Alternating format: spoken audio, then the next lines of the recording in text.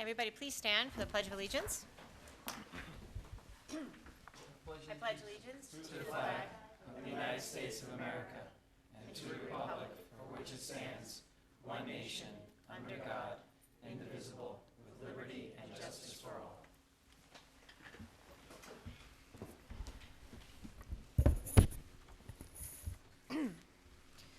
The New Jersey Open Public Meetings Law was enacted to ensure the right of the public to have advance notice of and to attend the meeting of public bodies at which any business affecting their interests is discussed or acted upon.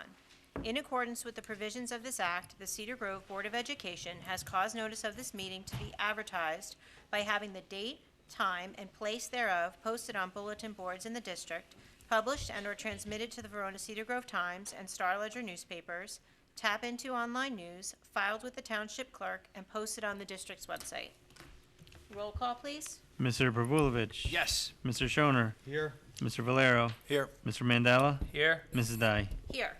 The meeting is open to the public for comment on items on the agenda. Seeing none. Good evening, everyone. Hello. Good evening. We got a full house. We've got toys. Look at This that. is I'm a little cool jealous of meeting. the toys Like, I right know. now. This Those is aren't going to be a toys. good one. Are I the can toys already working? Tell 'em they're I not can already toys. tell. Okay, because there's like pieces all over the This floor. is so exciting. technology. Exactly. Yeah. It's like being People at at home home, probably stepping on can't stuff. see, but there's Legos everywhere. I feel like I'm at home. Be careful where you step. But yeah, no, it's going to be a Do we have to fun remind you to meeting. clean up your mess before you leave? All right. You're just going to clean up Just making after sure. them, right? Is Right, that just what like you at do home. right? Pretty much. Exactly. Do the same.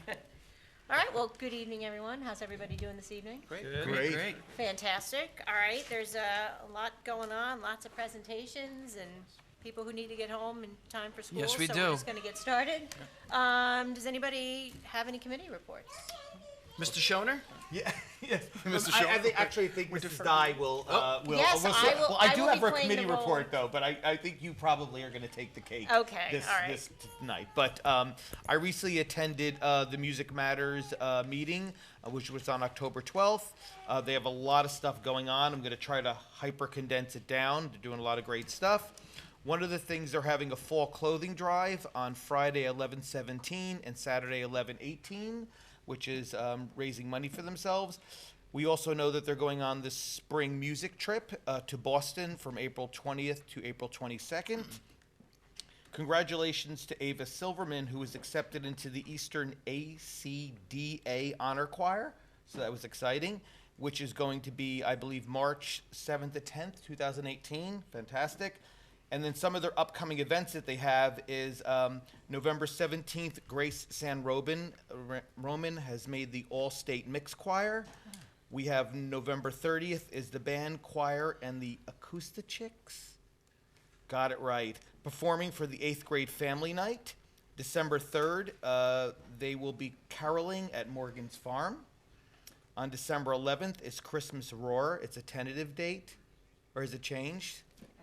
Tentative, right? December 14th is the winter concert, and January 6th is a region choir audition. So there's a lot going on. I just wanted to compress it down a little bit of what's happening. And I just want to let you know that by compressing, he means read it off the iPad and get the information from the back row. No, Just for the record. because I got eyes on me Just- today. If I give the wrong date, I'm going to hear So about just in case you want to know how that all came out. All right, No, nice. there's a lot of stuff going on. They have a lot of great fundraisers happening and a lot of super motivating stuff. Very nice. Thank you, sir. Thank you.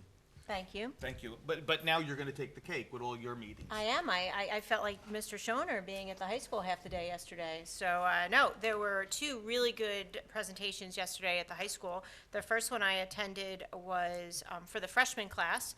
It was an assembly. It was presented by Scott Chesney, and it was a journey of self-discovery. Scott is a life coach. He's a graduate of Verona High School, and at the age of 15, he woke up paralyzed from the waist down. And he totally took the positive road and is such an inspiring guy. So he came and talked to the freshman class yesterday as part of a 3-part series. Yesterday was the first part.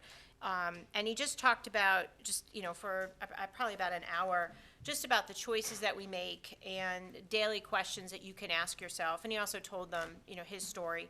But like the daily questions, what must I be doing more of? He asked them to think about. What must I be doing less of? What must I be doing new? And he says that every day you should be asking, yourself those 3 questions. And then he talked a lot about choices, which I thought was really great. And some of the examples he gave is how well do you want to do in school? You have a choice about that. The type of person you are, the type of person you're acting like, you have a choice. The quality and the quantity of your friends, and he talked about that. Acceptance and tolerance of the people and friends around him. And he made examples of when he was in high school. He witnessed people being bullying, they didn't necessarily call it that then, or people, being victimized, and he didn't say anything, and he sat there and he let things like that happen. And so you can kind of be that type of person, or you can kind of be the type of person that doesn't let that happen. And, what type of person do you want to be, a musician, an artist, and whatever, and then your attitude. You can wake up in the morning and you can have a positive attitude looking in the mirror, or you can have a really negative attitude. So I thought it was great. I mean, he really is an inspiring guy. So I look forward to his next session with the freshmen, and maybe you can join us the next time, Mr. Schoner. I So- plan on it. I'm actually disappointed that I missed it. He was really great. He did a good job. Yeah. So thank you to Mr. Mangili for making that happen. The second thing Mr. Mangili did last night is we had Peter Van Buskirk, did I say that? Who was the Dean of Admissions for Franklin and Marshall. I think I got that right. And the presentation was the admissions game. And he did it was over 2 hours. It was a presentation on how to get into colleges and the strategies and things that you should be thinking of. So it was sort of geared towards juniors and their parents, but the entire high school was invited. And they actually we had a good representation everywhere from freshman to senior. Kids and parents were there. And he really talked about, strategies, and he had this pyramid of, the most selective of schools versus, not as selective, and the percentage of people that get accepted and things like that, and then who ultimately enrolls, and where kids should find their fit, and, should really try to find a school that, wants them, that they will fit into. And he talked about how you do that. And it was really great as far as him talking about like relationships and how that can make a really big difference. One of the biggest things, and I know I would be guilty of this, is, if you get a survey card. I mean, how many of us get survey cards and we're like, oh, delete, or we toss them away? But he's like, no, you fill out those survey cards because people remember that. That goes to someone. And at the end of the day, if a college has to cut, let's say, 50 people, and they ask the people who, they've met the students, okay, who are you going to cut? Well, there's a possibility that somebody's going to say, well, you know what, Frank didn't turn in his survey card, so let's cut him. So something as simple as that can make all the difference, which I mean, oh my, so it was just really great. It was all about relationship building, and as you go to schools, you should really visit, and make sure your presence is known and things like that, and how you should have a hook. Why will a school want you? What's your hook? And so I thought it was a great presentation. It was a big eye-opener, and it was also very scary for those of us who have juniors. So I know Mr. Mangili talked about possibly making that an annual presentation, and I would really just let everybody know that if you have the opportunity next year, you should really attend. It just was great. I mean, for all ages. I mean, even freshman parents, as you start your high school career, he said you are now preparing to go to college. So I thought it was great. And then at the end, what he did is he had us all be put in that position as a college admissions person, and gave us all a fictitious person and for a fictitious school, and we all had to weigh, if we thought that person, would be accepted at that school based on just how college admissions, a high level, what they look at. So I thought it was great. Yeah. So anyway, that's what I attended, and I'm sorry, Mr. Schoner, you missed out on that. I know it was killing you that you couldn't attend. It was. So anyway, it was great. So, but we move on because there's lots of people here. Yes. And we're going to start with the kids who have school in the morning first. So we are going to start with our 8th grade STEM update, which I think is Mr. Lugumeno and Mr. DeCourt are both here. Thank you for coming. Yeah, you may not be over here.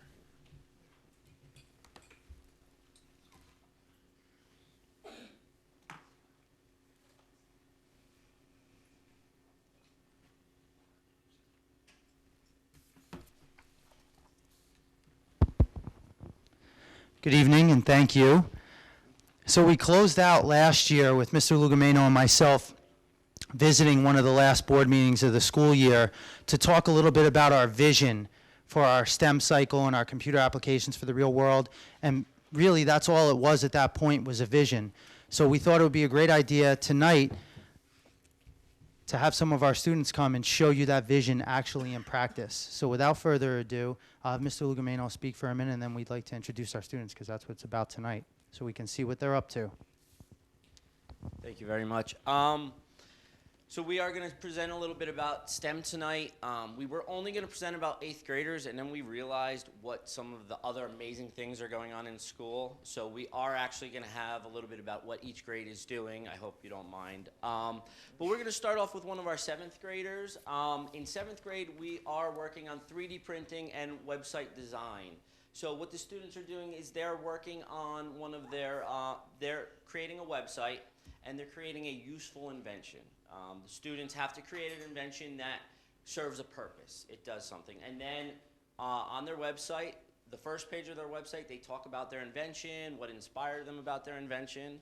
On the second page of their website, they talk about 3D printing. They post videos that will be helpful, links to go to. And then on the third page in our Google Classroom, we actually have a reflection pretty much on a daily basis, where students go in and they put their goals for the week. They put what worked, what didn't work. So they've actually just linked right to the Google to a Google Doc, and it shows their reflection. So I'm going to introduce one of our 7th graders, Aiden. This is going to be a little out of order just because some students have prior obligations tonight. I think you're going to see why Aiden's here tonight after you see what he's been doing in class. It's really cool. So here's Aiden. He's going to show you his website and show you some of the prototypes that he's made so far.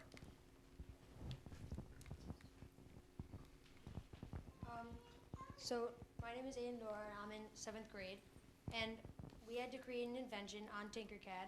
So I created an invention to hold a spoon inside the little compartment, so then you put your hand through, and it's for kids that cannot close their hand to hold the spoon. And my mom, she works at a school with kids with disabilities, so I built this so they can eat without help. So this one did not work. It had too big of a compartment, so I created another one that was smaller in the inside and had little bands under it so they could hold it in place. So this one works pretty well. It holds it in place, but it would slide out if you tilt it over. So tomorrow I'm going to create it so it's tighter in the inside, and these bars are up higher. So, this is my website, and then we have the next slide is the 3D printing slide. So, and then we have all the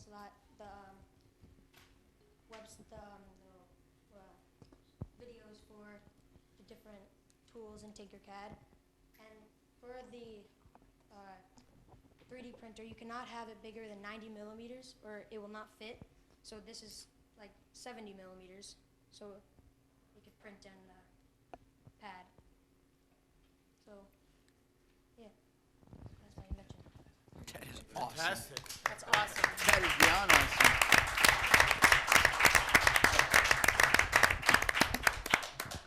Yeah, Aiden really took this to the next level, where he worked with something, a spoon, but then he made it more accessible to more amount of people.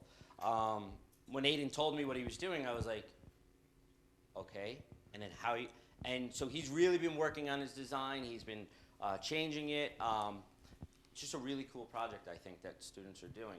The example that I gave the students was get a Pringle out of a Pringle container. Aiden really took this and then kind of went like, well, I'm going to make something really useful. So I think that was really cool what Aiden is doing here. So now we have some of our 8th graders, and what I think is really cool that you can't teach is fearlessness. These students got here and they decided they just didn't like their design enough, even though it worked perfectly. So, right, live presentation, they decided that they were just going to take it apart and start part of it over. So they've kind of rebuilt some of it. In 8th grade, we do robotics. So I have 3 of our 8th grade students. They were the ones that I tried to get more volunteers. These 3 were our fearless volunteers. So they're going to talk to you a little bit about what we do in robotics class in 8th grade. They're going to show you how the Lego Mindstorm kits work, and they're going to show you a couple videos, and then they'll actually give you a live demonstration. Awesome. You guys ready?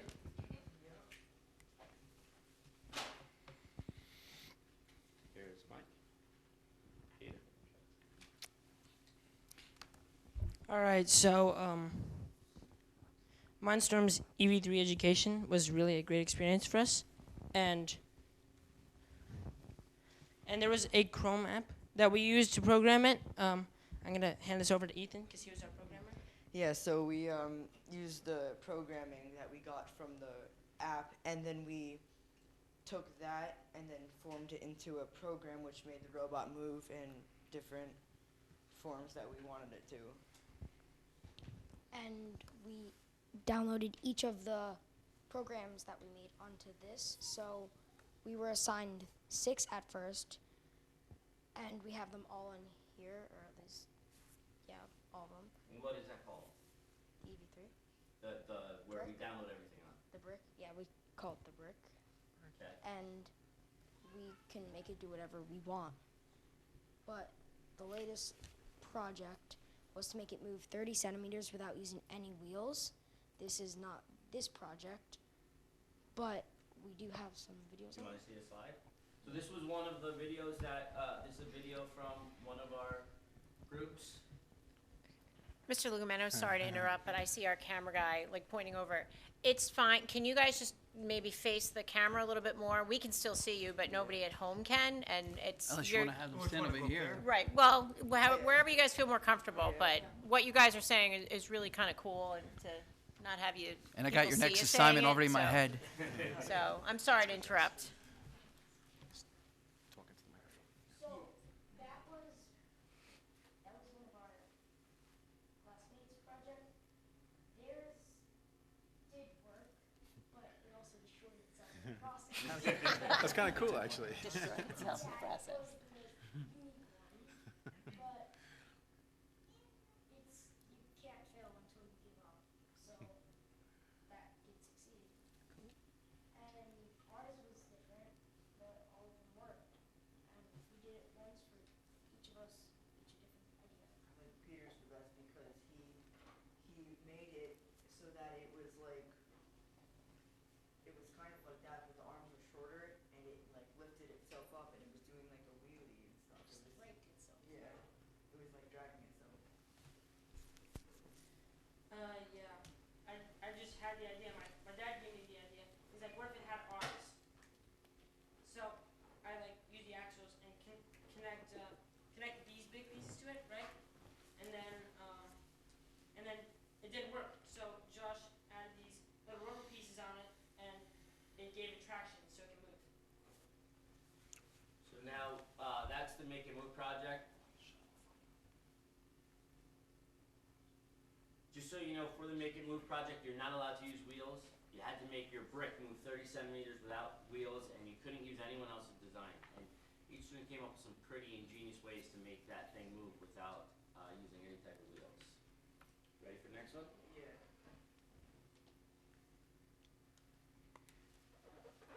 So these were our races. These were our races. Obviously, ours is the slowest. What we were trying to do was, you can't see it, but we made tank wheels, so it would go over any surfaces. But now we changed it so it could do more advanced programming. These are more races, and the rules of the races, obviously it's the first one, but it's supposed to stop at a line. One of them did, but the other one wasn't programmed to, so we had to push to the one. And when you don't program it right, if you put, can you play it again? If you watch the one on the right when we're facing it, it still goes over the line when it stops a little bit. See, it's supposed to stop directly at the line, but it doesn't, so you would have to change the program so that it stops directly at the line. So what did you have to do to change it to make it, instead of just going by, what do you have to it's on, it was on coast, which meant like it'll coast until it runs out of power, but then you have to change it to brake so it'll stop right away. You ready for your favorite part, Josh?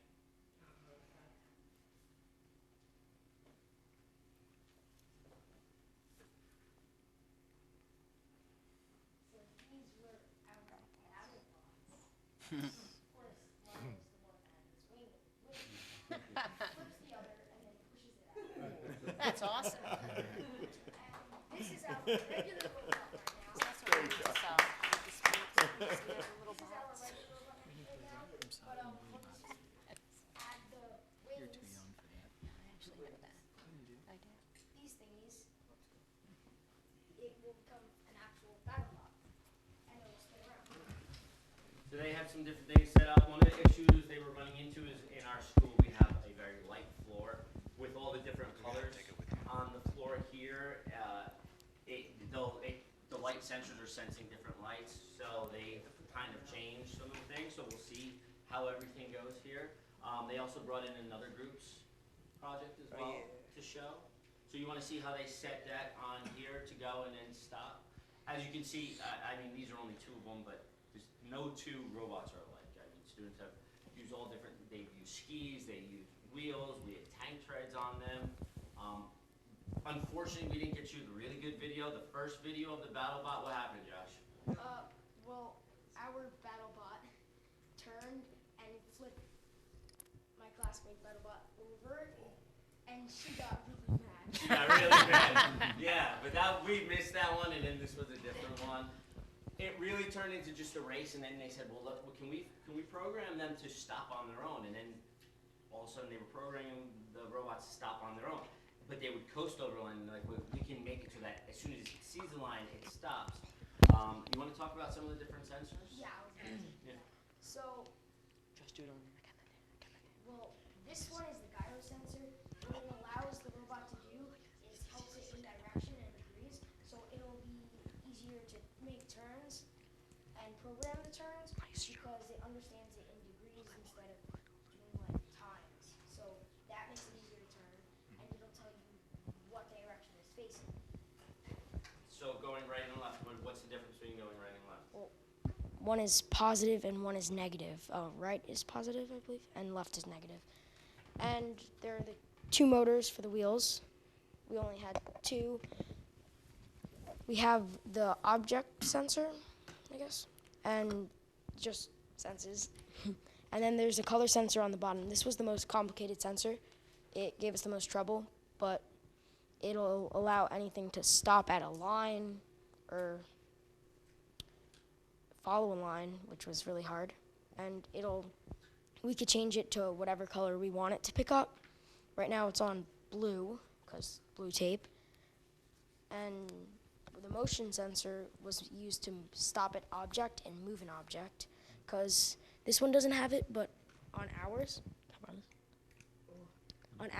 we have this, where there's another motor here, and we made it so it'll go up and down and move an object, drag it, and push it somewhere. So that's what our final motor was for, and it would stop when it's right in front of it, lower it, turn, move, and then pick it back up. Do you think we can show them? Yeah. No, we need. Hold on. Can we show them move an object? Yeah.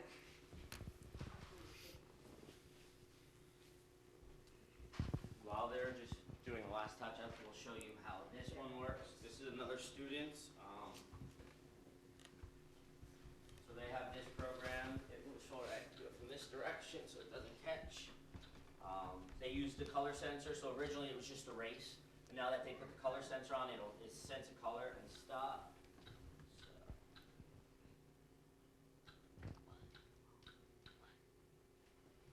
Guys, which program was it on this one? It's the racing one. This is racing on it. It says racing on it? For which one? For this one to make it go on the race. On the race. Should be on paper though. And there she goes. And then once it That's senses cool. the lights, it'll stop. It stopped. So they did some cool things with this. These students have this one that's set up to actually move an object around. I have to have you guys kind of come over and tape out my yard and tell you exactly where the leaves get picked up. So Mr. Lugamano, what kind of programming skills do they have to make all this stuff work? Well, you would think that it's pretty easy. There's the programming, how it works. You can see in the bottom right-hand corner, those are the different ports. So you can see there's A through D, and then there's also 1 through 4. So you can plug in the different sensors in different places. And when you're actually plugged in, it tells you which is set to what. So when we first started, the Robot Educator, which is a really good part of this, it kind of gives you different things to try. And you think, oh, this is going to be easy. Just put the code in whatever they have. And what you're doing is you're pulling these blocks. This is an actual code that these students did to make their robot follow a line. But the problem is, in the Robot Educator, they don't tell you all the intricacies, like what's the difference between brake and coast and all of the different things. They can have it move by degrees. They can have it move in directions. You can pretty much program it to do anything you want. So at first, what's nice about it is if you've never done coding before, it's forgiving. It allows you to kind of figure it out. I think the coolest things yet in class is the follow a line program. We had about 3 groups that got to it, and they put it in, and it just wouldn't follow a line. And everyone says it's broken, it's impossible. For about 3 days, I sat down with the group. Like, this just isn't working. And then somebody in this room, the scream that went out, you would have, thank goodness Mr. DeCourt wasn't anywhere near the room, because the scream that went out, and this robot started moving around the room on its own, following a line, because he played. He didn't give up. Josh said it before, and we have 2 rules in the classroom. Failure is not an option, and impossible only takes longer. One of the first days of class, I told all my students in all my different grade levels, if before the Wright brothers, if you had told someone that flight was possible, they would have said, no, that's impossible. Until the Wright brothers came up with an idea, and they realized, this isn't impossible. I'm sure if you told the Wright brothers right now that we would be flying at the speeds we're flying at right now, they would have said, that's impossible. So I really stress on my students, possible is not really a thing, because there's so many impossible things that have come to fruition. Ethan didn't give up on this project, along with the other 2 gentlemen. Ethan's kind of the programmer, would we say, of the group? And then we have builders, we have Peter's really good Designing. really good at designing. So it's really cool. I mean, we have some groups of 2, some groups of 3. Students got to pick their groups, but they've really done some pretty cool things. Can we maybe show some of the different things that this can do? Yeah, and there's one more thing. This is the touch sensor. It's not working right now, but initially when it touches an object or anything, it'll stop the robot. But what we want to eventually do is have it program it so when it touches it, it'll spin around in BattleBots. When it touches the other robot, it'll spin around and our wings on the wheels will activate and flip it over. And we also have the front flipper that'll move an object to flip that over too, so it'll be ultimate. So Just to put one thing in brief perspective, at the end of last year, these kids were just on order. So this is how far these students and this teacher has come since then. So they're making it a reality, and I'm pretty impressed and pretty proud of them. None of these students have ever used this program. And it's not just this group. We have groups every day. Today there was screaming. I had to warn we were having the book sale in the media center, and beforehand I said, if you hear screaming, there's a couple groups that are like that close to figuring it out, and 2 groups figured out a different thing today, and it was like mayhem. To the point where one of the parents came in, what's going on here? And then they saw what was going on. It was pretty cool. But none of these students have ever done this, and it's not just this group. I mean, this group has done a great job, but all the groups are really getting the programming down and everything. Can we show some of the other things? Do you have the curve set? It is cool. But I think that should we do the racing one? do whatever. Just give them some examples first. Alright. This is the first one that we've ever made. And you can see how the wings for BattleBots go. Alright, this is the curve beam. It'll just do random things. It's not random, because you programmed it to do exactly what it Alright, says. it'll go in this different speed circles. That's fast, that's medium, and then it'll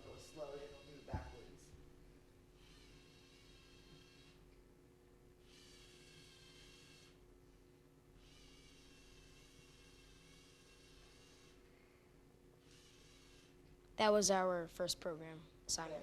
Cool. Second one. Maybe we should do the move object, which is when you put the cube in front of it.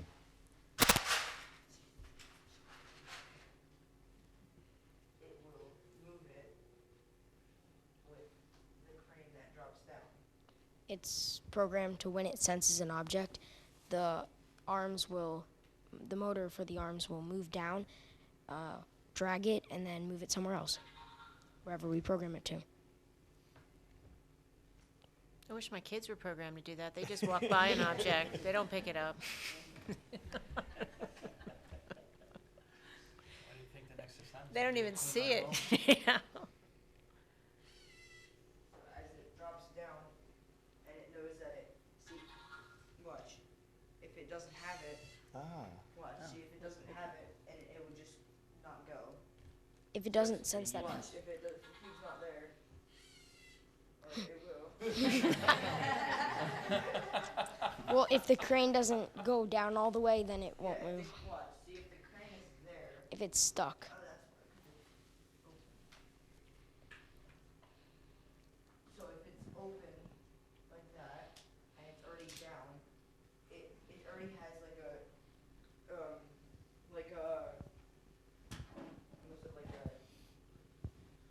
it calculates like the centimeters that it has to go down, and if it's already too far down, then it will just not go. And it'll just stay there. But when it goes up to the right measurement, it'll go down and then drag it. Alright, so now let's do this one. Racing? Yeah, the next one we used for BattleBots racing, and as you saw in the video, it was very effective. And it's not the one that's like really slow. It's actually fast now. And there's sensors on here that will change it to colors. Like you could change it to many different colors. It would be like red, blue, green. It'll even do the white. That's for the ground, the color? Yeah. Sensor here, when it's red, that means it'll detect black.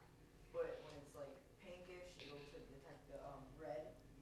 When it's like that, it'll detect all different colors.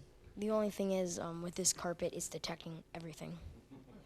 Yeah, the carpet kind of gave us a little bit of an issue when we first walked in. We tried taping some paper down. Alright, so stop that. It doesn't stop.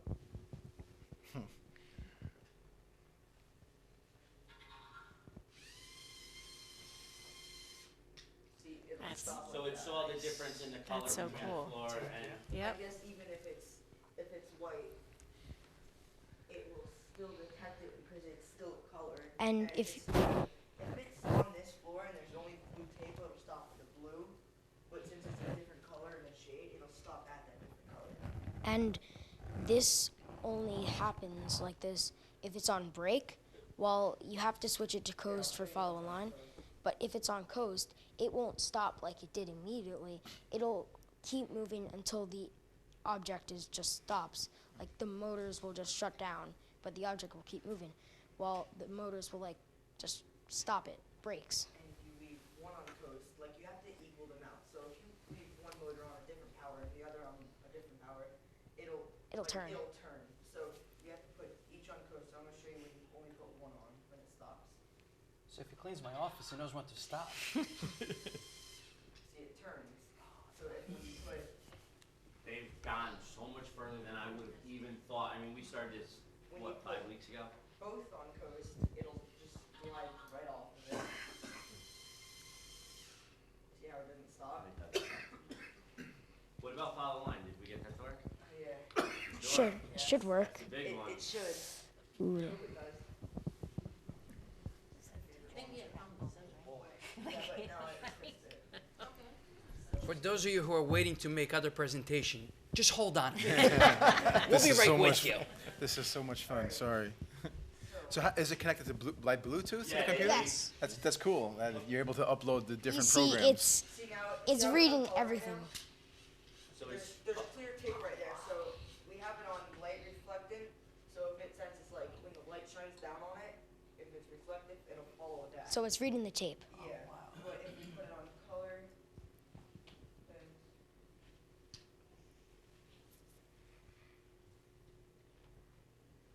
let's do blue.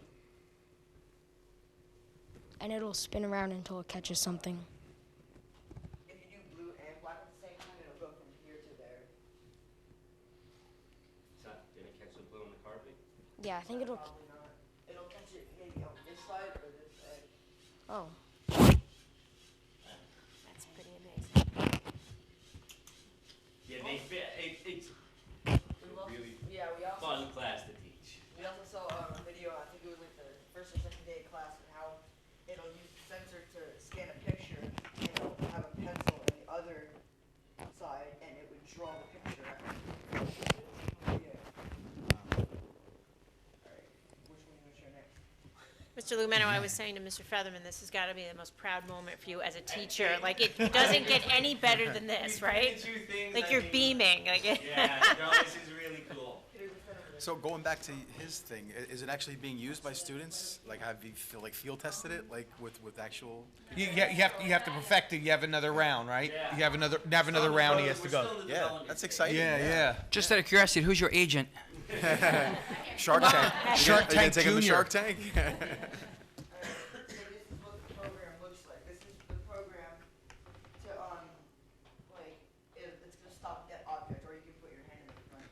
So the eyes right here are like sensors, so if something gets like. The object close to sensor. it, it'll stop and then back up. Alright, so if that was to stop, put your hand there. Fail safe.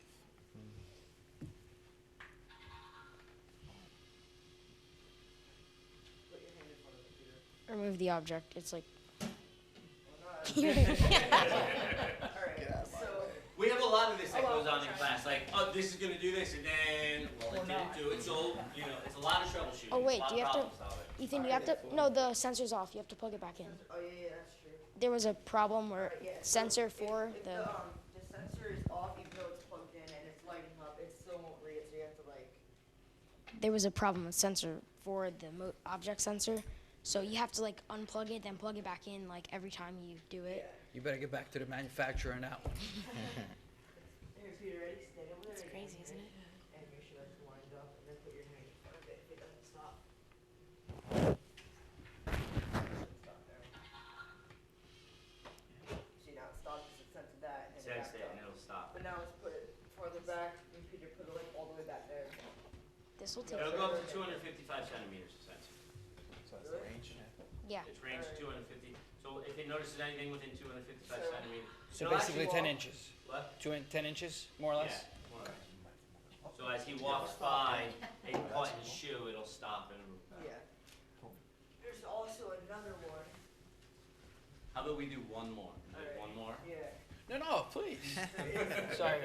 This is way more exciting than the Everybody else park is looking sport back to, like- presentation. No offense. Alright, so, Oh yeah, the park. Stop it now. alright. Where's my mustache? I will have. Are we doing traps? There's a lot of ones that they tried. Peter, go stand over there. Alright, so yeah, this is just go forward. It's never gonna stop. Oh, this is just go. This is just go forward. Alright, got it. So it's for racing, right? So when you put that on, it's gonna just keep on going, right? Just push it. We have the other one where you saw it when it stopped, right? It was going faster, then it stopped at the blue line.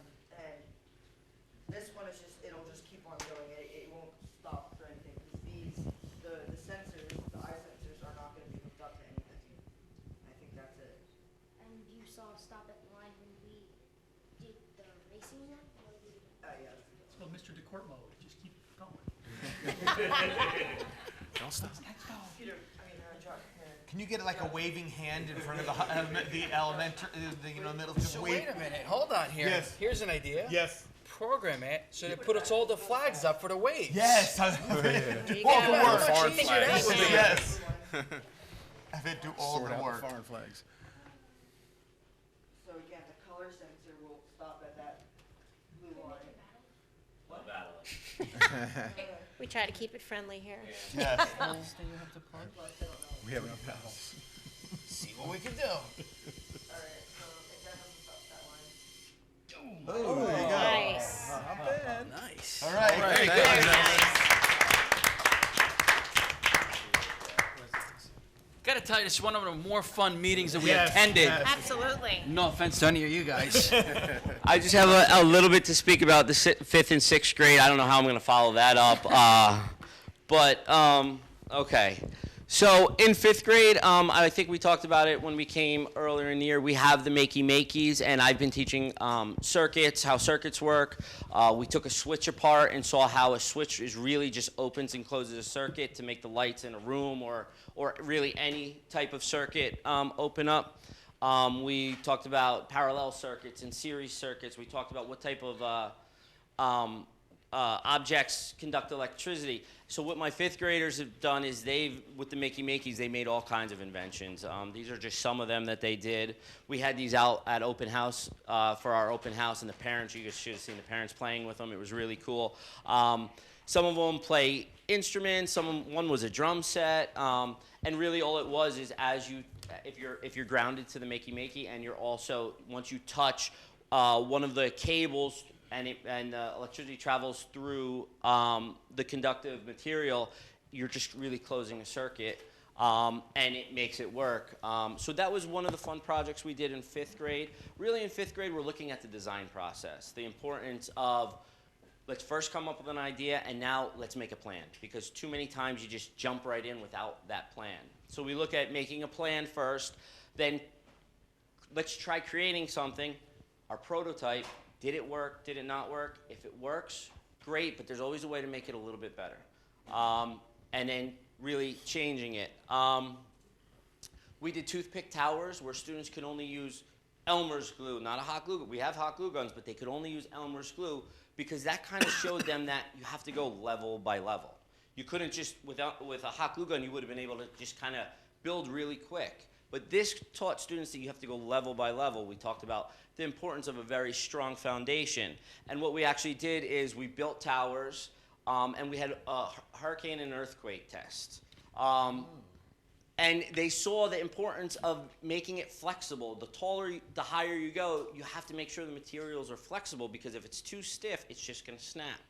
And we had a big day last Friday where we recorded each one. We recorded the height of everything, how long it took before it fell apart, or if it made it. And then on Monday, we actually recorded all the data. You could see students in the bottom and the top, they actually then graphed all the data that they collected, then they graphed all of it, and it really made it, you could really tell which projects really stood out by seeing it in the graph form. So that's some of the things we're doing in 5th grade. I talked to Mrs. Garofalo, the science teacher, and she kind of came up with the idea of the whole pumpkin chunkin' thing, where they're launching pumpkins. Now, we're not going to launch pumpkins, but what we do have is some very small size pumpkins.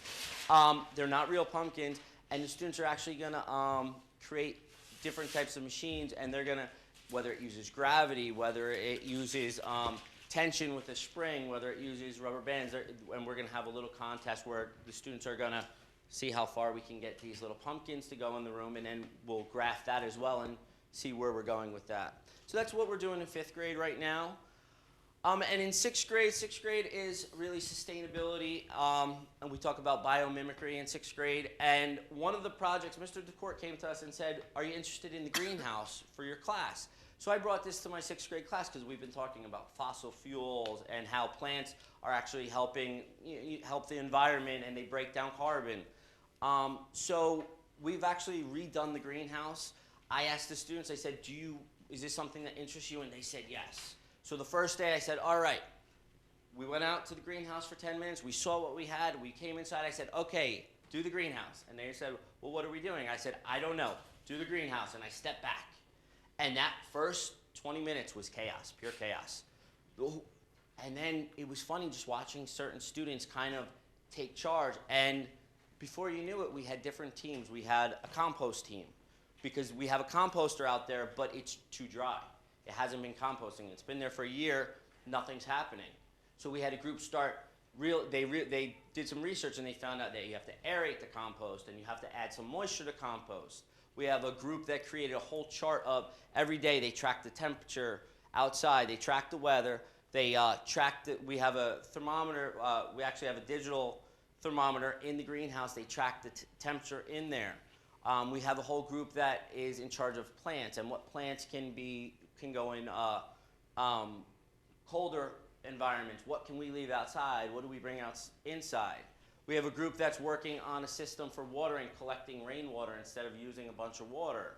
So they're working on a system to collect rainwater, which is pretty cool. And then we had one group which was pretty cool. They created a website. They said, hey, can we create a website for the greenhouse? So if you go here, here's the website. Now they've done all of this. I haven't done anything to this website. They started last week. And it's pretty cool. They just talk about a little bit what we've done. They've been blogging like on an every other day basis. They blog about what's going on. Let's see the actual preview mode. Now it's not a published website yet. Students use Google Sites, which is pretty cool. They can set it to phones, tablets, or an actual computer. And they've just been talking about what's going on. As you can see, they blog and explain what's going on. Today, a student brought in an avocado pit. So we looked up how to germinate an avocado pit, and we used toothpicks, and now we have it sitting in water. And in a couple weeks, it's supposed to start sprouting some roots and some leaves. So these are some of the things that we're doing in our different classes. They've added a bunch of videos. They have a photo gallery of what they've been doing. We have one student, you can see her with the computer, she's using Google Drawings to map everything out. We had another student go in, there's a group of 2 students that are measured everything to put what we can fit in what area, so it's a really cool project, and that's thanks to Mr. DeCourt. None of this happens without an administration that allows for it to happen. I mean, like he said, last year we didn't have any of those. We didn't have all the things. The FSA has been great. They've given us so many great things. So, I mean, as you can tell, we have a pretty good time in STEM class. Thank you, Mr. Lugumeno. As we can see, finally, the STEM room, our courtyard, the greenhouse, all of these great ideas that look nice now have an educational impact. So we're finally on our way to seeing this vision through. So thank you so much for having us tonight and letting us take the time to show you. Thank you for coming. Thank you guys for coming. We appreciate it.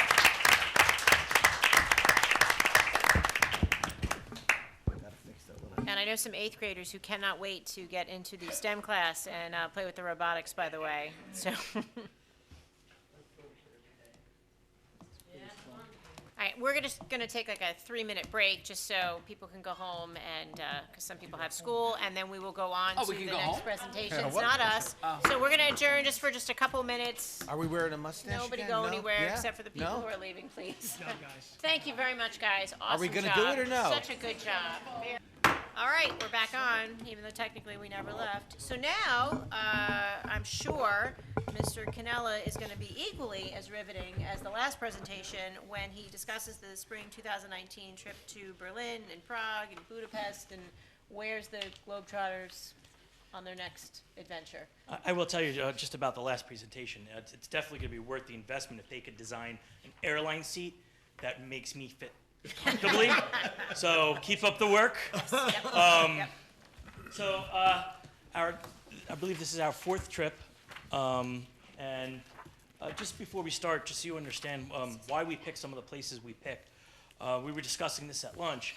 Actually, we were actually just discussing this over there, is that, well, when you're going to Italy or when you're going to, well, the reason we pick the places we pick is because kids, when they travel, they're going to go, the first place they go to is Italy and Greece.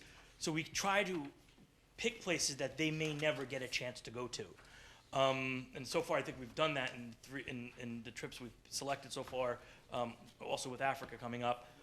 So this, in the spring of 2019, we're looking to go to Berlin, Prague, Krakow, and Budapest. The focus of the trip is going to at least 3 or 4 different Holocaust sites. So I'm going to do a lot of Holocaust work and study to follow up next year. And I kind of got this idea when we went on a music trip back in 2012, and we went to Dachau, and it was one of the greatest, most impactful travel experiences I had. And I remember being with the kids and seeing that, and I'd always wanted to do something with the concentration so that the kids could see some of those historic locations and see how the history played out. So so that's kind of why we chose Eastern Europe. What we're going to cover is why travel is important, what we've been doing, what we're going to do on this tour. We're going to talk about EF, the company that we've been using. We're very, very happy with them. What we do for safety on our trips, what's going to be included, and how the process we're going to do to sign up the kids. So, why travel? The first time I left the country, I was 29 years old, so I started late. From the time I was 29 to now, I'm a little older than that. I've been to over 20 countries, and it has shaped who I am. It has shaped my worldview. To be able to go to different places and see how different people live and how they interact with each other and the culture, it really has helped shape my worldview, I think, in a positive sense. And also the feedback that we've been getting for the kids when they go to, have dinner with a family in Beijing in a hutang, that's an experience of a lifetime. So, again, it gives them a global perspective. It gives them confidence that, they were able to go out into the world and experience what the world has. It prepares the students for college to be in a more diverse situation. Okay, and by the way, the pictures aren't here from our trip last year. So EF puts these stock pictures. I'm like, who wants to see some other kids on there? So I swap in some of our pictures. This is one of the waterfalls that we walked down. I believe, how many steps was that? It was 30. It was 30 flights. Yeah. So I walked down ahead, and then I got down there and said, okay, I'm going to head back up because I know it's going to take me all that time to get back up. So, but it was, great waterfalls, and I'm sure some of you guys see some of the pictures on Facebook. So, so here's where we're going. We're going to fly into Berlin. I'll back up so that you can see. We're going to fly into Berlin, do a day trip in Dresden, stay 2 days in Prague, to a day trip in Auschwitz, Krakow, then down to Budapest. So it's a 1, 2, 3, 4. I believe it's 4 different cities that we're staying overnight. We're visiting 6 different locations. So I think it's kind of be one of the most packed trips we've been on so far. And all of this, I believe, is buses or trains in between the different cities. So that'll definitely be a different experience, being able to travel like that. Okay. And again, you all have a copy of this, so you could see all the different locations we're going to. If I were to talk about this, it would take a year. Usually we do a year to prep to teach the kids about the locations. Okay. So why do we choose the EF? It's got over 50 years of experience. They're the most experienced and well-known of the scholastic travel companies. They have the most locations throughout the world. We're not going to go to a place that we're not going to be within, a very short distance of one of their locations. They're also a school first. Their number one job is to teach languages throughout the world. The travel is kind of secondary to them. In fact, often we get to visit, when we went to Beijing, we got to visit one of their schools that they were associated with, that they helped teach language at.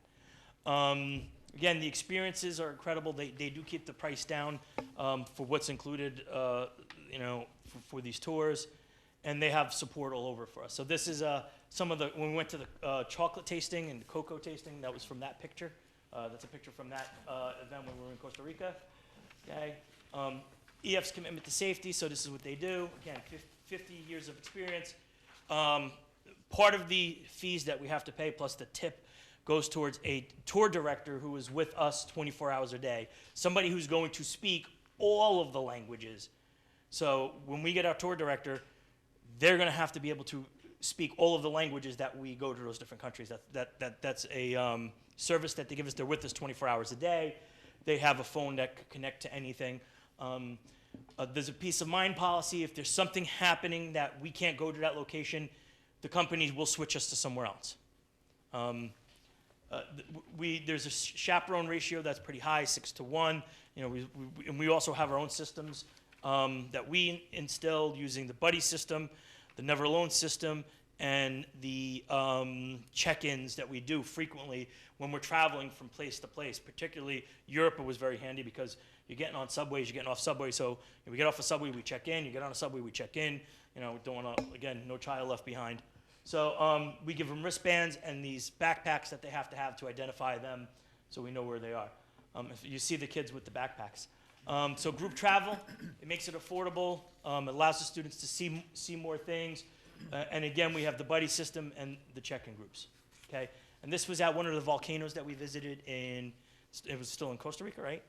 Yeah. We require the students to take the Global Protection Plan, and I will tell you this.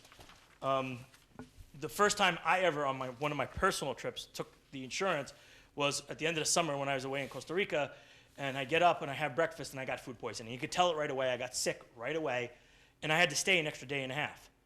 So, you know, when we go to book flights home, they only have first class. Luckily, the insurance paid for the flights. And, you know, so that's why we require the students and the chaperones to get the insurance in case something happens. What the kids need, they're going to need some spending money, $30 to $65 a day.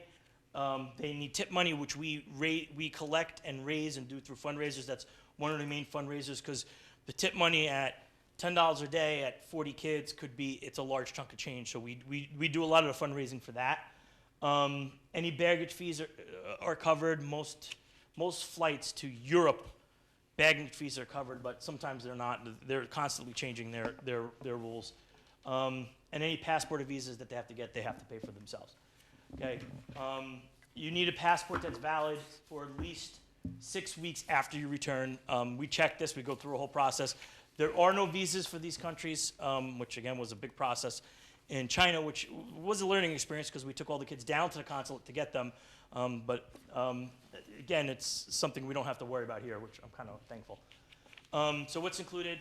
The airfare, transportation, the hotels, and I will tell you, the places we stay at, you know, they're not 5-star, but they are clean, okay, and they are comfortable, and they are safe. You know, we've never had an issue. The tour director, the itinerary is geared towards education and learning about the places that we're going to. The guided tours and activities are all included. Any museums we go into that's on the itinerary is included. Breakfast and dinner are included. And this is my favorite part. Going out for lunch is always my favorite part because you get to select what you want and you get to have the local food. And some of us are a little more adventurous.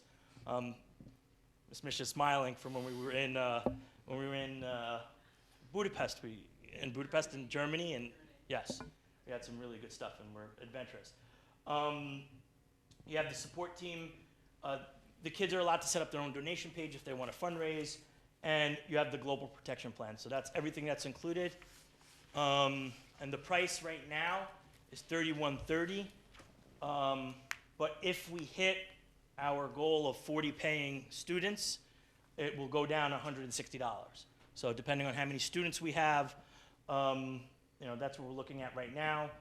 And again, it includes 2 excursions to go to the Budapest Baths and go to Potsdam. You know, we include that because we don't want the group to get divided up. So it's something, and those things are always very well planned out, and they're great things. And you see a picture of it's Mr. Rocco and Ms. Jessen paddling, trying to keep up with the kids, and Aronel. Does that include the insurance premiums that you talked about? Yes. That price is inclusive of that? Yes. See, the insurance is Global Travel Protection. Okay. Yeah, it's in there. Okay. And so the kids can, the parents have payment options. They can either pay it all at once. They can enroll in the payment plan. They could pay it by invoice, which they charge you if you don't take these 2 options. Okay. I do encourage the parents to get the kids to earn part of the trip. I think that's enormously important. We've had several students who have done that, gone out and got part-time jobs, and I think they enjoy it more when they earn, you know, when they paid for part of it, they paid for their spending money. Okay. So we're looking again for 45 students. We may be able to go up to 40 to 45 students. 45 is probably the max because we have to check to see. I just have to check to see what the size of the bus. That's why I have 40 up there right now. As long as it's okay, I guess we're going to look to present this on October 30th to start enrolling students. The process is going to be similar to what we did in the past, where the students will have to fill out an application, read through the guidelines, have their parents sign off, hand in the application. We're looking for students that are have no issues with grades or no issues with citizenship, because we want to take the best of our students to be ambassadors to other parts of the world. So, and again, this was when we were in what was the lake? Nicaragua, Lake Nicaragua. We went out on the lake, and that was one of the pictures. So, any questions? So when you go away, do you leave like on Friday night typically, and then you come back the following Sunday, or? It's 10 days, so in order to get back before spring break ends, assuming that we put spring break where it traditionally has been, and we have the Good Friday off, we could leave Good Friday at the end of the day, but we would get back that Sunday. I'm going to request to try to leave Thursday night, so we come back Saturday to give the kids a day to. But again, that's all up to the flights and whatnot. I know if we meet the quota, and we're almost definitely, as long as we're around 40 area, have our own private tour, which makes it easier for them to schedule our flights. When you are with other schools, which we did in China, which we kind of, not that there was an issue, we prefer not being with other schools. Right. So it's easier to select the exact date you want to leave. So that is the goal, but we never know how it plays out with how many kids we get and whatnot. Anything else? No, this is great. This is open Yeah, to it's awesome. all the grades? Right now, we're going to go with that year, I guess it would be sophomores, juniors, and seniors. I have it. Did I put it up there? Which classes? It may be in one of the papers. But it'll be kids that for next year will be sophomores, juniors, and seniors. My guess is, because Europe tends to be more popular than some of the other destinations, this will probably fill up. If we have open spots, we'll open it up to the freshmen. But it's not something we put out there unless we have the open spots and give the freshmen kind of a chance to vet the freshmen and talk to the people at the middle school. Okey dokes. That's Anybody great. else? Great, thank you, appreciate it. Yes. Thank you. Yes. Chris?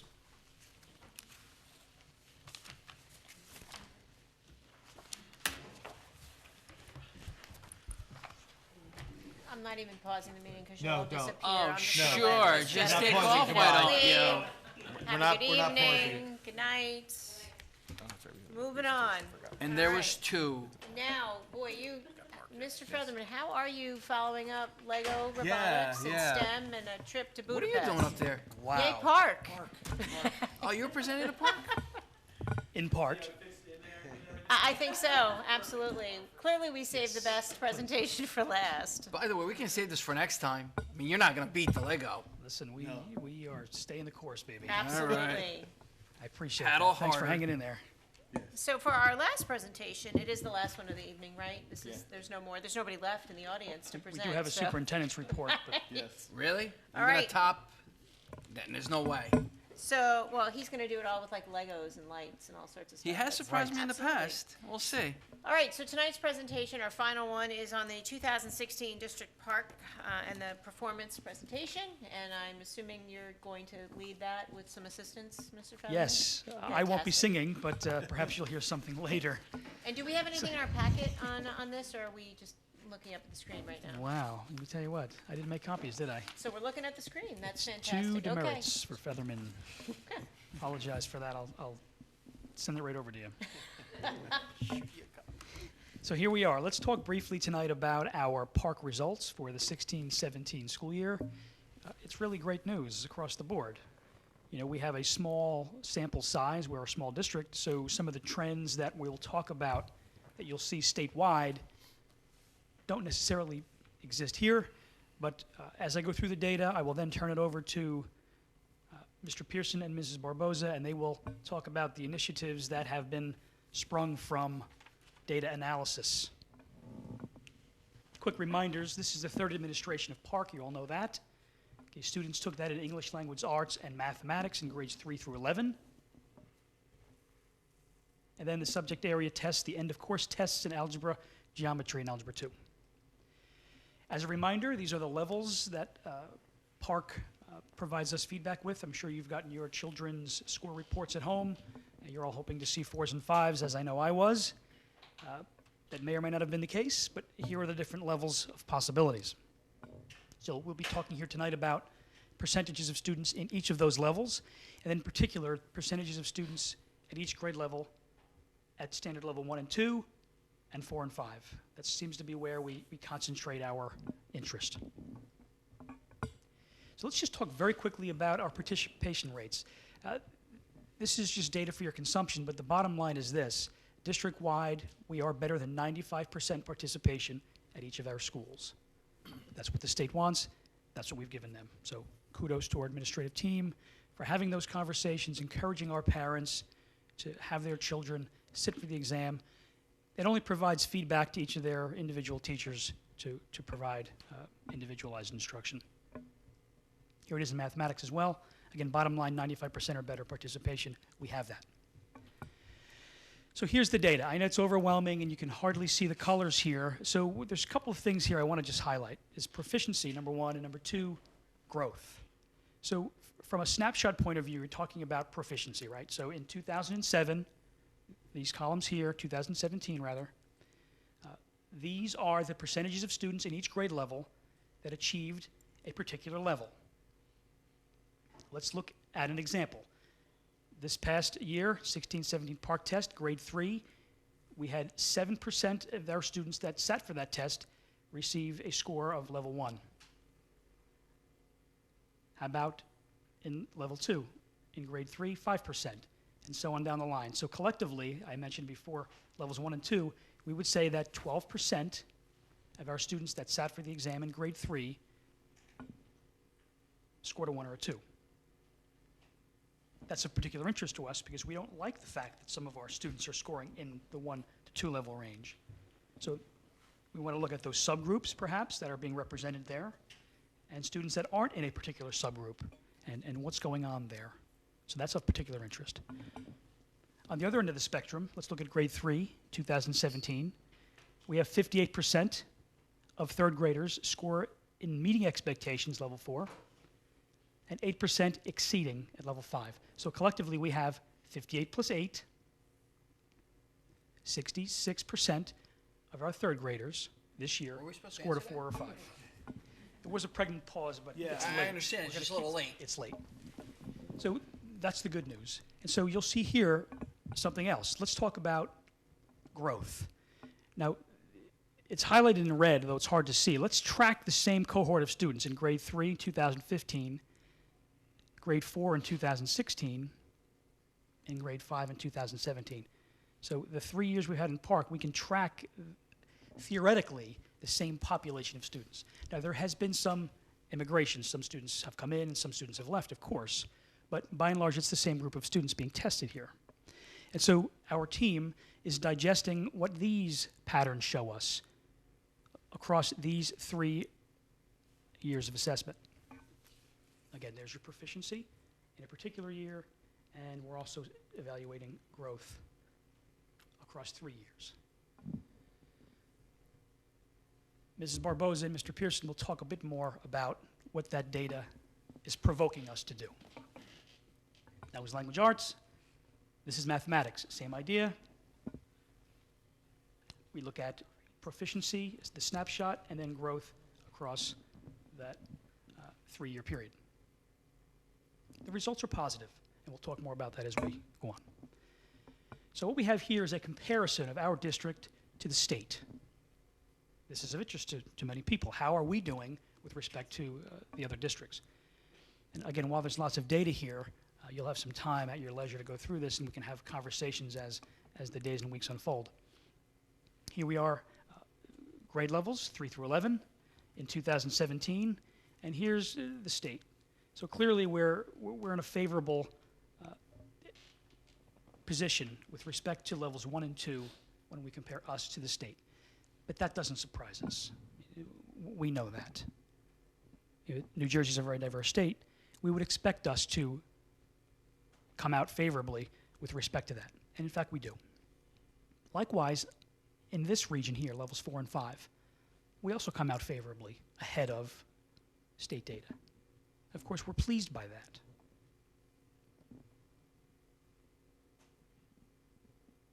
This is in, as I said, English language arts. Here's the same slide in mathematics. Now, when you kind of disaggregate some of this data, it's not all good news, and we know that. We're a pragmatic team. There are things that we see here that, what's going on? And so we've got to start evaluating, has there been changes in staff? In some cases there have been. Have there been maternity leave teachers in place? Not a knock on them, but sometimes when a teacher leaves midway through the year and they're replaced by another, perhaps that tells us something. So we're evaluating what this data is indicating to us. So what we have here is a closer look at percentages at each grade level. It's a little cleaner slide. We've taken out the state data, and so you can just kind of look at where we are as a district. And at this point, what I'd like to do, let me go back to this slide here. Let me turn it over to Mr. Pearson and let you folks jump off from there, okay? Good evening. It's good to see you all again. So, just to point out a couple of the really good positive things. Mr. Featherman talked about how we were looking at, if I could do this correctly, percentages in the 1 and 2 range, percentages in the 4 and 5. One of the very large positives for me is South End's real explosion on figuring out how to administer the standards to their students using the data provided to really make a great jump of improvement. If you see here in grade 4, between levels 1 and level 2, they only had 2% of their students hit those particular areas, with 0 in the met expectation. Now, the amount of students they have in that grade level, I can't remember what it is right now, but that was a remarkable jump from the year before. Likewise, their score in 4 and 5 left them at 87% of their students effectively passed the PARCC exam at that level. 87%. That's a very marked improvement for South End teachers itself. And that's in 4th grade as well in 3rd grade. They went up 14% in each grade level for those two particular, 3rd and 4th grade for language arts. It was a great accomplishment. Teachers needed to see this. State testing has a tendency sometimes to drag us down, at least the way it feels. Seeing numbers like this, it changes everything. And it really did inject a bit of positivity that was very much needed. I could also say the same for 5th grade. 5th grade, with an excellent overall average of 78% of their students passed. And I point this out. These are two relatively young teachers who really have come into their own over the last 3 years. If I look as a supervisor of language arts, of people that I'm proud of, our 5th grade team have done a stupendous job at pulling it all together. Open, and they really do look at that data to pull out as much information as possible to teach their students. 6th grade did an excellent jump. They went up 13% from the year before, which is another fantastic jump. We had pluses all the way down. 11th grade, 40 extra students took that test than the year before, 40. Huge jump in language arts, improvement across the board. Now, to move on to initiatives. There we go. Now, as Mr. Featherman was saying, we're pragmatic about it. There is improvement always to be made. Starting with strategic professional development that focuses on the following areas, which is basically working with data. We need to work with data more. And we don't just limit that to PARCC data. We look at MAP data. In the elementary schools, we look at DRA data. Anything that could really improve, that we could see that needs improvement for our different groups of students. And differentiated instruction to meet the needs of all learners, something we have done professional development on for the last couple of years. We're going to do further analysis of assessment data using Performance Matters to determine student needs in order to drive instruction. A heightened focus on teaching of nonfiction texts and informative writing pieces. If there's any part that across the board that we kind of, if there is still a struggle, it is in the nonfiction informative writing. Cross-curricular alignments of ELA standards into other curriculums. Ms. Barbosa is going to talk about it later on. New science standards that came into effect this year have a language arts component. Social studies is a huge aspect and almost sometimes overlooked in terms of what they do if you're looking at skills related to Park. One of the texts that they work on in all levels from 3rd to 11 is labeled in the data as nonfiction/social studies. To align our reading skills with the social studies curriculum and with the social studies teachers and train them how to look objectively to teach social studies reading as an English teacher might is something that we've been trying to do. Currently, our curriculum in social studies is aligned to both social studies and language arts standards, but we just began to do more to bring that out of them. And that's the part I'm most excited about. Language arts is one of the unifiers in education. It connects to every single subject. Sometimes we forget about that, but it's there. Anytime a student is reading out of a book, in any kind of textbook, it's a language arts-based skill. And the idea is to make teachers aware of that. We're going to do the continuation of Teachers Academy, which is in North and South End, as well as the teachers' workshops that they started in the middle school this year to address professional development needs, including but not limited to differentiated instruction, writing across the curriculum. We're going to be doing vertical and horizontal articulation within and between all district schools. Very important, especially from 4th to 5th and from 8th to 9th. A sharpened focus on strategic instructional practices that are matched to the New Jersey Student Learning Standards for ELA, and a continued curricular revisions and alignment and professional development for successful implementation of the New Jersey Student Learning Standards. And that would be all of them, not just limited in this case to language arts, but to every single standard that is taught within the district. All right, and that would move us on. Well, is there any questions on those before we move on to mathematics? I have no Legos, I'm sorry. Clay, that's about all I go. Clay. All right. Ms. Barbosa? I always don't like to follow Janine. I always will go first. I truly can't compete with whatever she's about to do. Oh, I don't know. Between a toddler and a baby, my focus has shifted a little bit these days. First of all, it's very nice to be back. It was great to start fresh with a new school year, and we have a lot of things that we are addressing at all of the grade levels that I'm very, very excited about this year.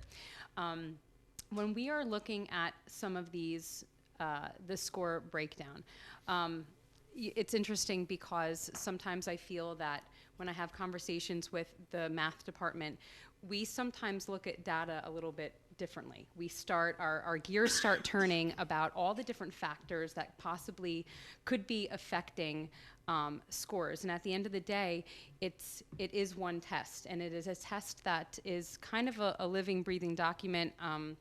You know, the people who are creating these tests are getting feedback from schools.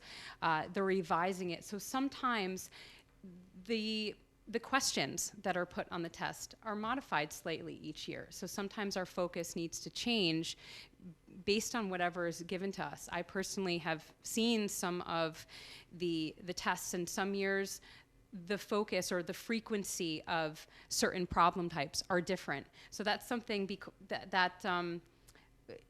it just basically makes us have to be more flexible in terms of our direction. Something that I am very proud of is the changes that we have made in the elementary grades with the Conquer Math. I know that when we look at some of these proficiency percentages, and we also include some of the MAP data, I know that the 3rd and 4th grade teachers specifically have seen an enormous amount of growth from our students because of the instructional methods that they have used from the workshops. Some of the things that actually Mr. Featherman had mentioned about maternity leaves, about some changes and about personnel changes, I know that that has impacted some of our grades. The high school had half of the staff at the math department went in other places 1 year. So a lot of our teachers last year were first-year teachers for Cedar Grove, and that caused us to address some of the curricular issues. And I'm very, very optimistic that a combination of more consistency in all of these grade levels and seeing the shifts from the new programs, the Common Core, the Go Math, the Connected Math at the middle school, we're going to see the end product of that as these kids are moving through the school system. But any of these numbers, I can promise you that any drop in proficiency level, all of these things have been identified and are being addressed by myself with the building principals and with the departments in particular. And really, what I want to focus on are some of the things that we plan in terms of initiatives. I want to echo what Mr. Pearson said in terms of disaggregating the data. We have PARC, we have MAP, performance matters. We are trying to get on board with all of the teachers to use more of these programs to determine the direction of their instruction.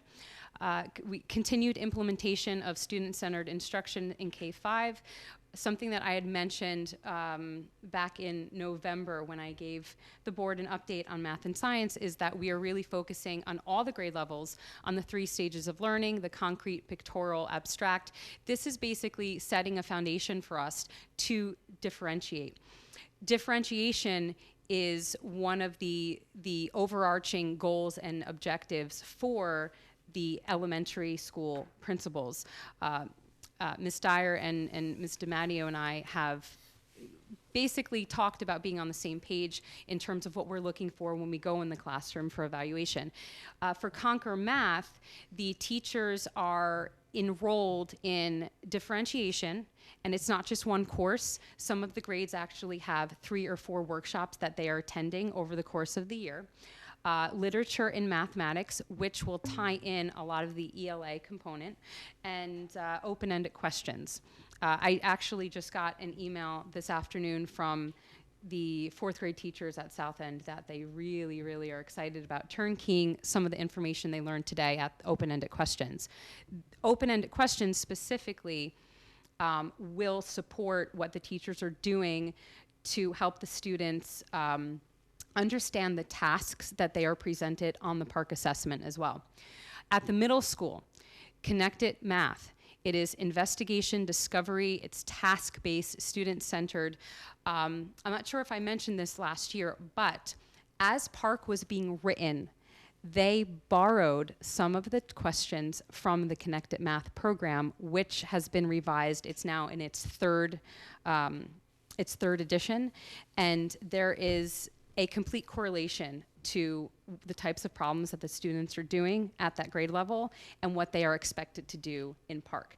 And this is one of the reasons I'm excited, because it's rolling out. The students are going through. This year, with the support of Ms. Slaughter and Mr. DeCourt, we have been able to modify the schedule and not just have a double block of math in 5th grade, but we have a modified block in 6th and 7th grade, so that every other day, because it's an A day, B day, every other day, the students have an additional 40 minutes of math. This is enabling the teachers to extend their investigation, to promote even more discussion and collaboration in the classrooms, and the teachers are loving it.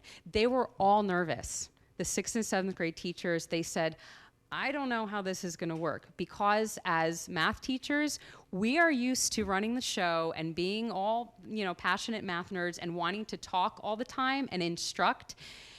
And And part of that, we're fearful. We're fearful of letting go of the control and just letting the students do their own thing. But it's working. And what I hope is happening is their mindset is changing. In conjunction with the science program, which I will mention briefly in the next slide, they are changing their expectations for what a math and science classroom should look like. So now the 7th graders are in their 2nd year of Connected Math.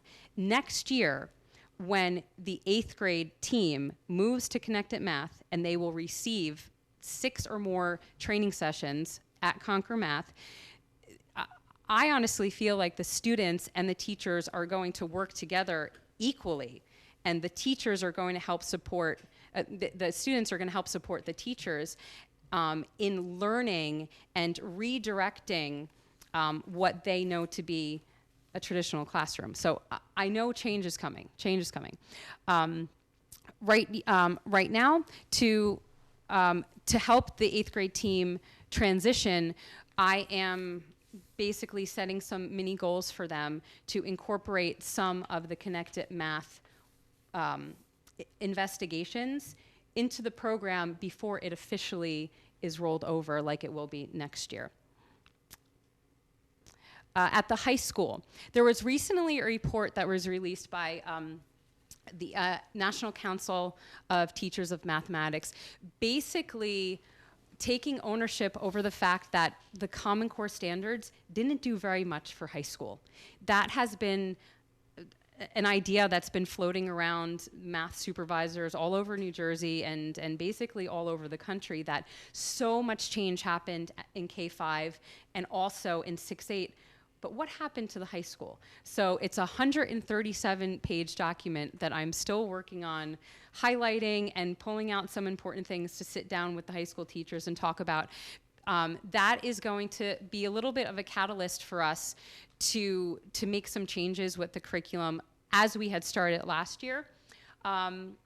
We also started looking at evidence statements, question by question, to see what was missing. And as I mentioned before, we have we have a few teachers who are new.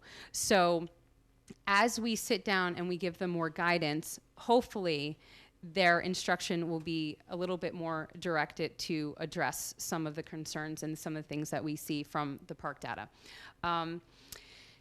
As Mr. Pearson mentioned, with the next generation science standards, they were written to have basically an overlap, a nice little relationship between math and language arts. One of the perfect models that I might have shared last year is that there's a nice Venn diagram showing the overlapping of all the standards between science, language arts, and math. And the teachers will be strengthening the mathematics in the science classes, collecting more data, doing more graphing.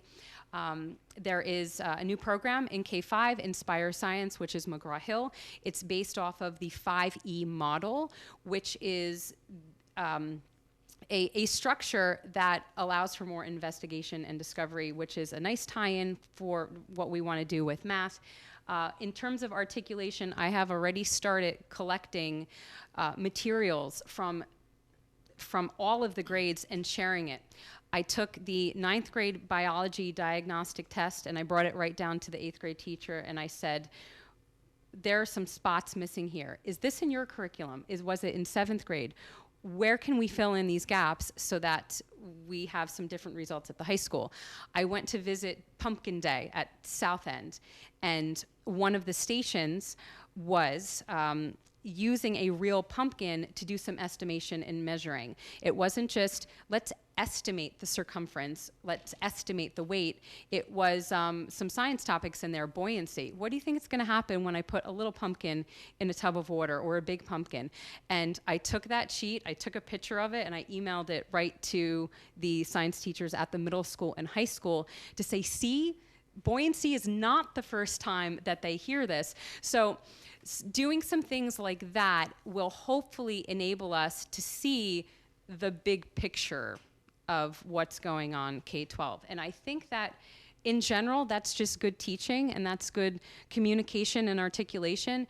And when things start working like that synergistically, that's when we're going to see all of the standardized test scores go up. So I'm very optimistic and excited about the things that we're doing. And yeah, I think we're going to see some upward movement. Yeah. Thank you. Thank you. This is great. Thank you very much. Any questions? Lots of information. Absolutely. Yeah. It would be Wow. And Mr. Featherman, you got us a it'd be copy of great the if we actually had presentation. something to follow.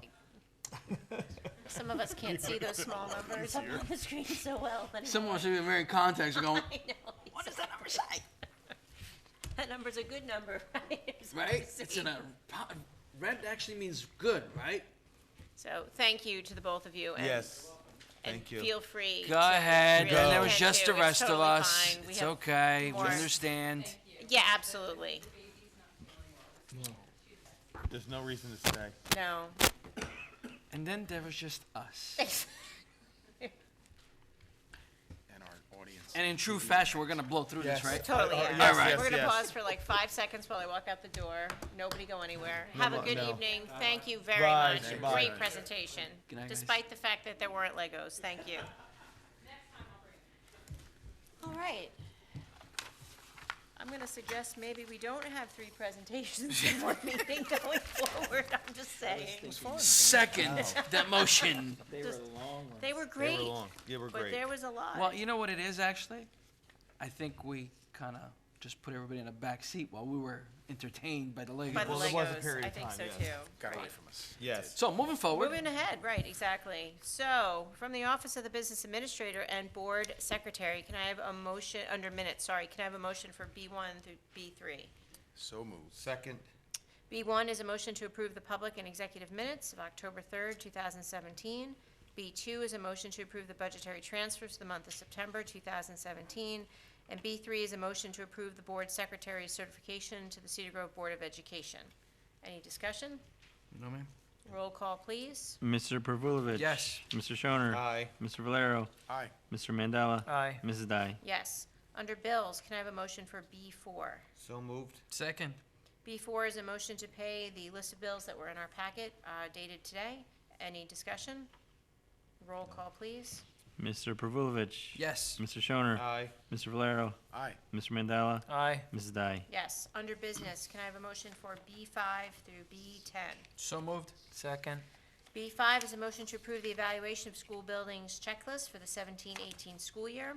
B6 is a motion to approve the following for submission of the comprehensive maintenance plan for the 17-18 school year. B7 is a motion to approve the location agreement with the New York University and the Cedar Grove Board of Education for student production. B8 is a motion to approve joining the U.S. Communities Government Purchasing Alliance. B9 is a motion to approve the subscription busing contract with the parents of the student listed therein for the rest of the 17-18 school year. And B10 is a motion to accept the generous donation from the North End FSA in the amount of $8,000 to be used by teachers to purchase items for their classrooms. From what I understand, I think it was each teacher got $500, which I think is That is great. extraordinary. That That's is. great. So thank you to the North End FSA. Any discussion? Roll call, please. Mr. Pervulovich. Yes. Mr. Shoner. Aye. Mr. Valero. Aye. Mr. Mandela. Aye. Mrs. Dai. Yes. From the You're s- gonna go Office for of the Superintendent of Schools, I believe we have a superintendent's report. Yes. Yet one more presentation. Great. Thanks. You're welcome. Ready. Set.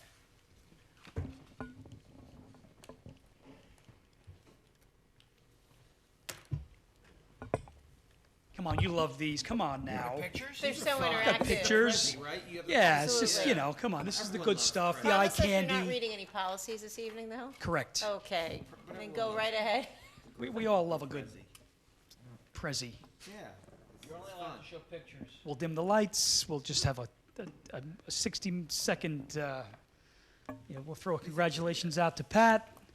Named the Cedar Grove High School Student of the Month by the Phys Ed and Health Department. He's a fine young man. He's, I don't know Pat all that well, but I tell you what, he sounds like a great young man. He's competitive, yet believes in fair play. It's just, I'm sure he's a great kid to have on your team and in your class, no doubt. So congratulations to Pat. You may have heard we had our inaugural Ed Camp on this past October 9th. It was the first time we chose this format. It's not a true Ed Camp. I mean, there are some, we took some stylistic liberties, but it was great. So these are the topics we had covered. You can barely see them there, but they range from Google Classroom. I know I can't see them, so I know for a fact you guys can It's see them. fabulous. I'll have this posted on the I website. saw that whole chart before. Yeah, I mean, we had Good basically eye doctor. 13 different topics offered. The teachers presented. They're not experts. They're early adopters of this stuff. So it really was a meaningful, worthwhile, camp. I mean, great stuff going on at South End and North End. We have our safety walks, our annual walks, and our pumpkin day.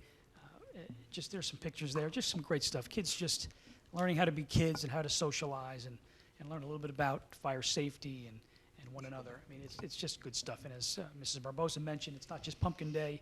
There's language arts embedded. There's mathematics. Good, wholesome stuff. Since I stole their Coffee Talk moniker, I figured I'd give a shout out to the PAC Realize team. They have a meeting this Thursday, 7 o'clock at Memorial Middle School. They're bringing in a guest speaker from Montclair State, the Autism and Early Childhood Mental Health Division there, and they'll be offering information to parents on what they offer and what we offer through them here in the district. So come check them out Thursday night at the middle school. Come one, come all. We did host, as you heard earlier, the admission game. It was fantastic. It was interactive. The speaker, Peter Van Buskirk, was fantastic. Just really an eye-opening seminar. If you didn't go this year, we're going to try to get it here next year. You need to attend. It was awesome. MMS, we saw lots of what was going on in our STEM cycle, but there's also stuff going on with the social and emotional domain. Specifically, I'm referring to Week of Respect, which we had earlier in the month, and what's going on this week, School Violence Awareness. And what they're doing is groups of kids are creating these posters, and they're being literally patchwork quilted together to create this huge mosaic. Good stuff. Can't wait to see it finished. And as a friendly reminder, we're out there, you're out there. Let's keep in touch. Wow. Wow. Yes. Thank you. He must be tired. Nice job. Absolutely. Great stuff. All right, under personnel, can I have a motion for S1 to S13, please? So moved. Second. S1 is a motion to approve the superintendent's report. S2 is a motion to appoint the following staff in accordance with the state emergent hiring procedures. S3 is a motion to approve the following as school volunteers. S4 is a motion to retroactively approve Ginger Metesky as a volunteer for the Bargello Club at the middle school. S5 is a motion to retroactively approve Erica Hampton, MMS paraprofessional, for supplemental instruction. S6 is a motion to approve Joan Ohm, high school mathematics teacher, for supplemental instruction. S7 is a motion to amend S3 resolution from October 3rd to read the following, but I'm not going to read it. S8 is a motion to approve the following stipends for coaching positions for the winter sports. S9 is a motion to approve a motion to authorize attendance at the following events. S10 is a motion to approve the following leaves of absence. S11 is a motion to approve the following students for classroom observations. S12 is a motion to approve on second reading the cheerleading trip to the national tournament in Texas. S13 is a motion to approve on second reading the CGHS Music Matters Spring Music Trip to Boston. Any discussion? Roll call, please. Mr. Pervulovich. Yes. Mr. Shoner. Aye. Mr. Valero. Aye. Mr. Mandela. Aye. Mrs. Dai. Yes. Under policies and regulation, can I have a motion for S14? So moved. Second. S14 is a motion to approve on second reading the following policy updates and revisions. Any discussion? Roll call, please. Mr. Pervulovich. Yes. Mr. Shoner. Aye. Mr. Valero. Aye. Mr. Mandela. Aye. Mrs. Dai. Yes. Under curriculum, can I have a motion for S5 and S16? So moved. S5. S15, Oh, sorry, It's wow. late. S15. 15 and 16, sorry. Right. Second. S15 is a motion to retroactively approve the following staff for curriculum writing, and S16 is a motion to approve the following staff members for curriculum writing during the 17-18 school year. Apparently not all of us have the great contacts that Mr. Mandela has. Any discussion? Roll call, please. Mr. Pervulovich. Yes. Mr. Shoner. Aye. Mr. Valero. Aye. Mr. Mandela. Aye. Mrs. Dai. Yes. The meeting is open to the public for comment on items on or off the agenda. Seeing none, Are you because sure? everybody There's has somebody in the back, left. maybe. The only thing that's out there is some Lego pieces, probably. Yeah, we gotta pick those up before we leave. All right, future meeting announcements. November 7th here, 7 PM exec, 8 PM regular, and November 21st, 7 PM exec, 8 PM regular. Just a couple things. This Thursday, the rec department is hosting their breast cancer walk at Panther Park from 6 to 9, and some of us will be walking, and it's for a worthy cause. You can make your donation there, and I encourage people to attend. That's great. And then also, we are part of, I guess to a small extent, on October 28th, the 5K run that St. Catherine's is hosting. It's going to begin and end at the high school. Is that correct? That's correct. All right, so, and some of us will be running. Is that correct? You look at the wrong person. All right. no, I'm just going to not leave it that as one. some of us will be running. Under and debate Some still. of us will Yeah. be supporting the runners, right? I will be right on the Be there in sidelines with a spirit. piece of cake. Yeah. All right. Okay, anything else? From the last one. It's Yeah, been I'm out. fun, thanks. Yes. All right, can I have a motion to adjourn? So moved. Second. Any discussion? Roll call. Mr. Pervulovich. Yes. Mr. Shoner. Aye. Mr. Valero. Aye. Mr. Mandela. Aye. Mrs. Dai. Yes. The meeting's over. Have a good evening, everyone.